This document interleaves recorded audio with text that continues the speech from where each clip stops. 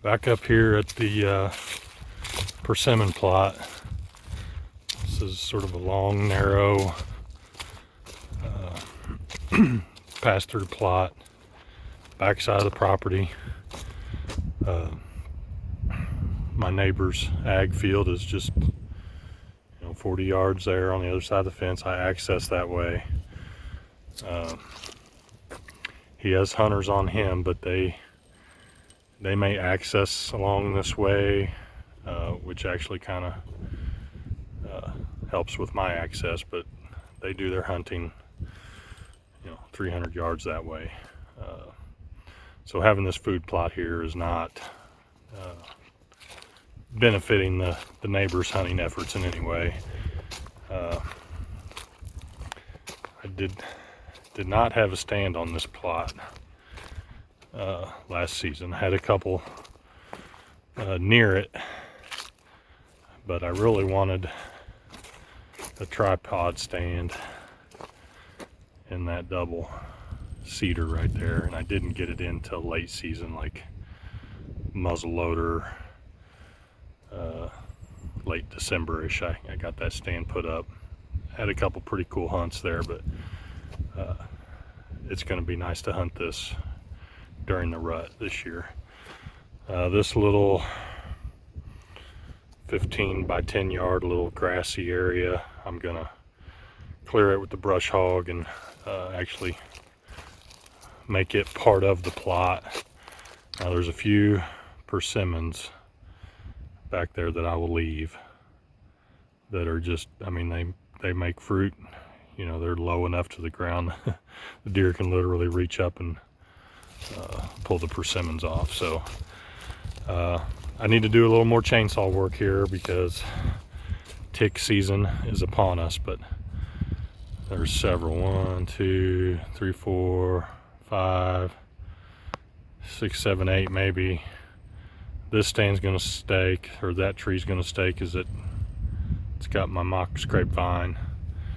But I'm gonna create a little bit of a brush pile right there in kind of a dead end type spot there right in front of the stand, to keep deer from walking right under the stand. But there's a trail there. There's trails through that. Just gonna set it up, make it more huntable. But I can step out of my neighbor's ag field and 15 yards, a little walk across the fence and be up in that tripod. So I got a little more work to do back here on this, and it's a neat little green. I've got the rye up here too, so we're early April and got a nice little green field here. I'm not a turkey hunter, but I think this could be an attractive spot for some spring turkey hunting. So anyway, gonna drop a few more trees.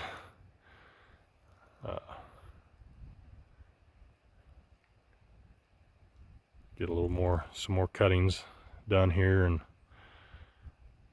move on to the next project. Okay, I dropped like 7 or 8 trees here. These 4 walnuts, actually fell them back towards the cedar that's got the tripod in it. Can you see the tripod right there? That'll definitely keep them from walking right underneath, and I'm gonna have to clean that up with the pole saw, but it actually helps kind of create a little cover there. I'll have to clean it up a little bit, but and getting those trees out and get more sunlight in here to this food plot. I got to get my tractor back in here with the brush hog, but I need a tire for my tractor. I need to get that thing going. I got several projects for it, for the blade on the front to push some of this timber, and brush hog in a few areas. So but I'm going to clean this up and get up in the stand and identify some shooting lanes that need cleared and move on to the next project. This is the view from the stand.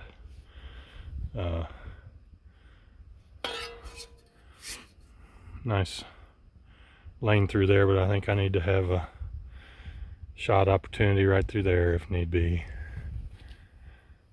I think I need to be able to shoot through there possibly.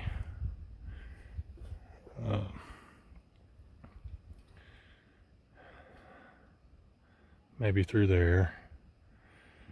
This is my access right through here, so it's 20 yards, 25 yards to the field edge out there.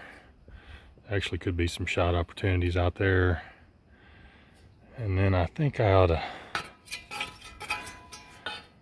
have I think I need to be able to slip an arrow right through there. I may just bring the saw or pole saw up here with me.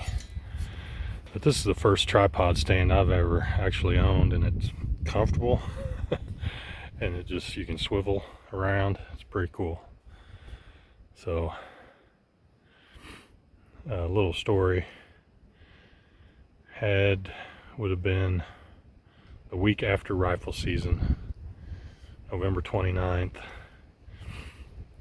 A buck I had never seen, really nice 10-pointer.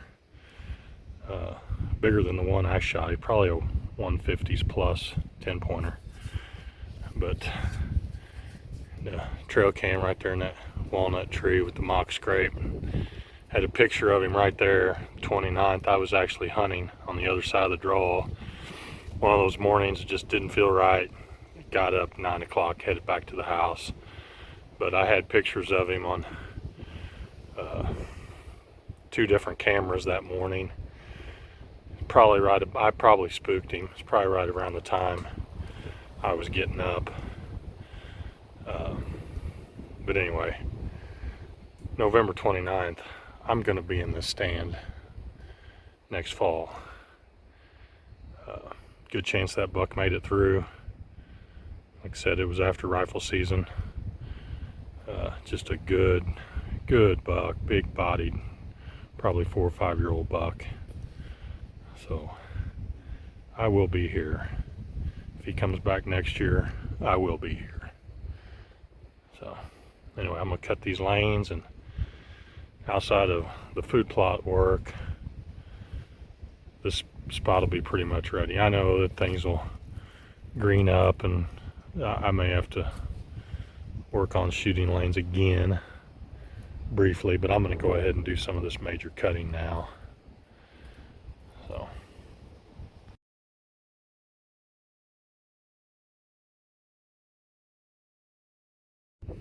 those 2 trail cam photos I included was that 10-pointer I was talking about.